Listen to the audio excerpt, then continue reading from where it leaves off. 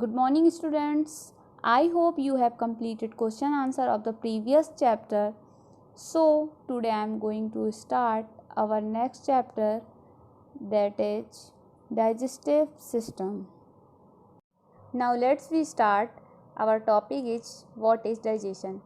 You all know that the food gives energy to work, but your body that cannot directly use to the food that you eat to give us energy.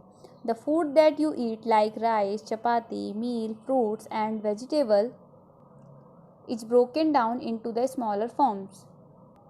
That means digestion is a process in which complex food material is broken down into simplex substance, that's called digestion.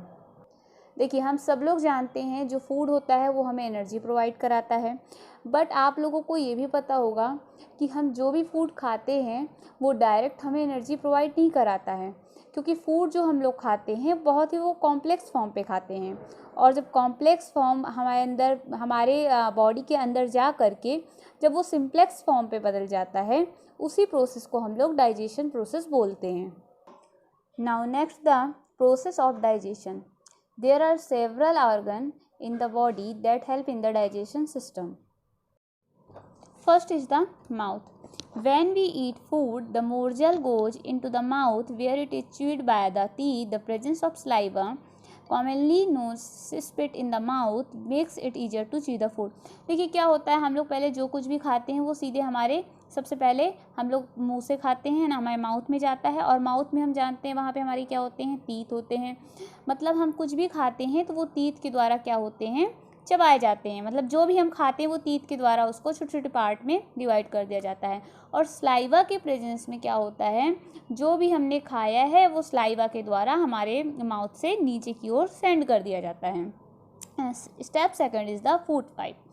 After we finish chewing the food, it forms a soft ball which travel from the mouth to the food pipe in the throat, which carry into the stomach. देखिए यहाँ पे food pipe इस तरह से हमारी body में पाया जाता है. हमारे ये थ्रोट में एक पाइप टाइप सा होता है जिसके थ्रू फूड इंटर होता है, इसलिए हम लोग इसको क्या बोलते हैं, फूड पाइप बोलते हैं. जो कुछ भी हम लोगों ने खाना फिनिश किया है चबा करके, वो क्या होता है, एक सॉफ्ट बॉल की तरह बन जाता है और इस हमारे गले पे फूड पाइप के थ्रू स्टमक में सेंड कर दिया जाता है. Step third is the stomach. From the food pipe, the ball of soft food is sent to the stomach, which is like a bag to hold food. Juice in the stomach help to take out all the vitamins and minerals from the food. This process takes 5 to 6 hours and is called digestion. देखिए ये क्या होता है, from the food pipe, यानी food pipe के बाद क्या होता है, जो हमारा बचा हुआ फूड होता है वो एक सॉफ्ट बॉल की तरह कहाँ भेज दिया जाता है, स्टमक में भेज दिया जाता है. स्टमक हमारी बॉडी पे इस टाइप से पाया जाता है. ये इसका जो स्ट्रक्चर होता है वो एक बैग की तरह दिखाई देता है ना. तो यहाँ पे क्या होता है, जो हमारा फूड होता है यहाँ पे 5 to 6 आवर्स प्रेजेंट रहता है, और यहाँ से विटामिन्स एंड मिनरल्स ये सब क्या किए जाते हैं, अलग कर दिए जाते हैं, और इसी प्रोसेस को हम लोग क्या बोलते हैं, डाइजेशन प्रोसेस बोलते हैं. Next is the step 4, small intestine. Digested food from the stomach passes into a long structure called the small intestine. It is coiled like a rope, and as the food travels through these coil, it is further digested. Small intestine क्या होता है कि रोप की तरह होती है और ये कॉइल फॉर्म पे बनी रहती है. मतलब जैसे रस्सी होती है और वो कॉइल यानी गोल गोल गोल इस टाइप से बनी हुई होती है. होती तो ये हमारी बॉडी में बहुत बड़ी है, लेकिन हमारे सोचिए इतनी बड़ी होने के बाद भी इतने पास पास ही सटी हुई होती है कि वो छोटी सी ही हमें दिखाई देती है ना. तो यहाँ पे क्या होता है, जो स्टमक के बाद जो भी हमारा, देखिए पहले तो हमारा कुछ फूड जो होता है वो स्टमक में ही डाइजेस्टेड हो जाता है, लेकिन उसमें कुछ ऐसे भी कंपोनेंट्स होते हैं, ऐसे भी न्यूट्रिएंट्स होते हैं जो डाइजेस्टेड नहीं हो पाते. जो डाइजेस्टेड नहीं हो पाते तो वो कहाँ भेज दिए जाते हैं, स्मॉल इंटेस्टाइन पे भेज दिए जाते हैं अच्छी तरह से उनका डाइजेशन होने के लिए. Next is the blood. The healthy vitamins and proteins are passed through the wall of small intestine to mix with blood. देखिए जितने भी हेल्दी विटामिन्स एंड प्रोटीन होते हैं वो इस स्मॉल इंटेस्टाइन के वॉल के पास से होकर गुजरते हैं और वो ब्लड के साथ मिक्स कर दिए जाते हैं. Next is the liver. Blood is further cleaned और फिल्टर्ड इन द लीवर और the factory of the body Where fats and oil are separated, this clean blood is supplied to different part of the body. जो liver होती है वो हमारी body में जो blood होता है उसको फिल्टर करने का काम करते हैं, है ना।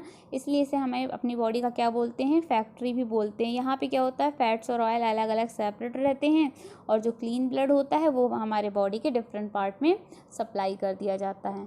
Next we see large intestine. Large intestine.